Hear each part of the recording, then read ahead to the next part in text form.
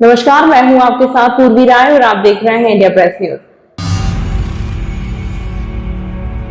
घर से भागे या लापता हुए बच्चों को पुलिस खोज तो लेती है, लेकिन अधिकांश की जिंदगी घर से भागने के दाव के कारण बर्बाद हो जाती है। यही वजह है कि मध्य प्रदेश के उज्जैन में पुलिस ने नवजीवन मुहिम शुरू की, जिसके चलते तलाशे गए 291 बच्चों को पुनः उनके सपने पूरा करने के लिए पुलिस ने प्रयास शुरू कर दिए हैं। पुलिस मुख्यालय के आदेश पर पुलिस ने 1 से 30 नवंबर तक मुस्कान अभियान चलाकर इस वर्ष लापता हुए 263 लापता बच्चों को खोज निकाला, लेकिन लौटने के बाद घर से भागने के तानों के कारण वह सामान्य जीवन नहीं जी पा रहे।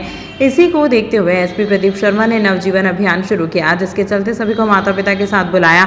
इनमें से 120 बच्चे परिवारों के साथ मंगलवार को पुलिस लाइन पहुंचे। यहाँ अधिकारियों ने सभी बच्चों से उनकी पढ़ाई, मनपसंद खेल की जानकारी लेकर बच्चों के साथ परिजनों की भी काउंसलिंग की, साथ ही बच्चों की रुचि अनुसार पढ़ाई और खेल के इंतजाम के संबंध में एसपी प्रदीप शर्मा ने बताया कि वापस लौटे नाबालिग बच्चों को आने वाले सवालों और आलोचना दोबारा भटका सकती है। इसी को ध्यान में रखते हुए नवजीवन अभियान चलाया जा रहा है।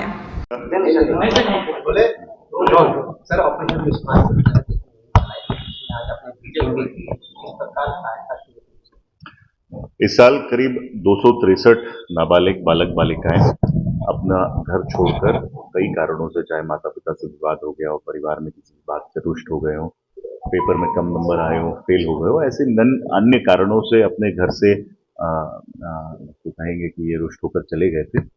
291 बालक बालिकाओं को इस साल हम लोगों ने दस्तयाब किया है। इसमें कुछ बालक बालिकाएं जो 2014, 15, 16 में भी यहाँ से फरार हो गए, तो उनको भी हम लोगों ने दस्तयाब किया है। इन सभी में से आज 120 बच्चों को और उनके माता पिताओं को पुलिस लाइन में, जो हमने लाइब्रेरी अपने बच्चों की पढ़ाई के लिए बनाई है, वहां पर काउंसलिंग के लिए बुलाया था। और कई आज आश्चर्यजनक चीजें हमारे सामने आई। हमने इसमें प्रयास किया है कि हम इसके रूट कॉज तक जाएं।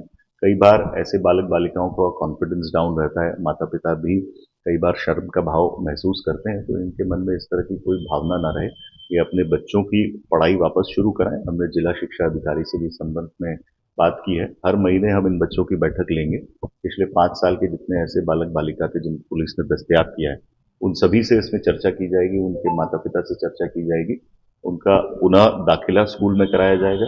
एक बच्ची शीर सागर स्टेडियम में बॉक्सिंग करती थी, जिसने अब बॉक्सिंग छोड़ दी, तो उसकी बॉक्सिंग को वापस से शुरू कराया जा रहा है।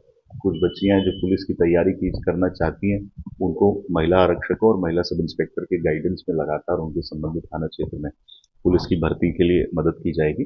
कुछ लोगों ने बताया कि उनकी बच्चे या बच्ची स्कूल नहीं जाना चाह रहे हैं इस घटना के बाद, तो उनको भी काउंसिल करके स्कूल में वापस दाखिला कराने के लिए प्रेरित किया गया। एक माँ ने अवगत कराया कि उनकी बच्ची अनाथ आश्रम से वापस नहीं आ रही है माँ से रुष्ट होकर, तो उस बच्ची से भी हम लोग बातचीत करेंगे और प्रयास करेंगे कि उसका अपनी माँ से वापस मिलाप हो सके। ऐसे कई केसेस आए जिन सभी की काउंसलिंग हम लोग करेंगे। हमारा प्रयास है कि हम न केवल ढूंढ पाएं, बल्कि अब फॉलो अप लें और इनका जीवन बेहतर कैसे हो सकता है, इसके लिए भी नवजीवन नाम से हमने एक प्रयास किया है, पहल प्रारंभ की है, और ये हर महीने बैठक ली जाएगी, हर महीने इनका फॉलो अप किया जाएगा। चाहे स्कूल में पढ़ाई से रिलेटेड मुद्दा हो, परिवार में किसी बात का विवाद हो, गांव में किसी बात का विवाद हो, आपस में जो भी दिक्कतें हैं उन सभी को हम दूर करने का प्रयास करेंगे। कुछ बच्चे आजकल सोशल मीडिया के तामझाम में आके और ये देखकर कि किसी ने R15 की या किसी ने बड़े बड़े होटलों की या कपड़ों की फोटो डाली है, उसके बहकावे में आके भी अपने घर से चले जाते हैं। तो ऐसे बच्चों को भी सोशल मीडिया के दुष्प्रभावों के बारे में हमने जानकारी दी और हमारा प्रयास है कि हमारे एम्बेसडर्स बने और अपने गांव, अपने मोहल्लों में अगले बच्चे इस तरह की कोई गलती ना करें, इसके लिए लगातार प्रयास करें। सर, ये अधिकतर बच्चे शहरी हैं कि ग्रामीण क्षेत्र से गए ज्यादा?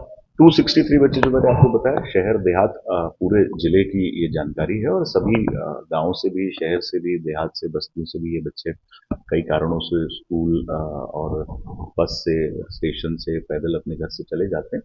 और उसमें इसका हमारा एक उद्देश्य ये भी है कि हम पिछले 5 साल के बच्चों का एक पैटर्न स्टडी करेंगे और हमारा प्रयास रहेगा कि अगर हम कोई सुधारात्मक बात शिक्षा विभाग या फैमिली वेलफेयर या अनुसूचित जाति जनजाति कल्याण विभाग को बता सकते हैं, तो उसके संबंध में भी हम अपनी रिपोर्ट प्रस्तुत करेंगे। तमाम महत्वपूर्ण खबरों के लिए देखते रहिए इंडिया प्रेस न्यूज।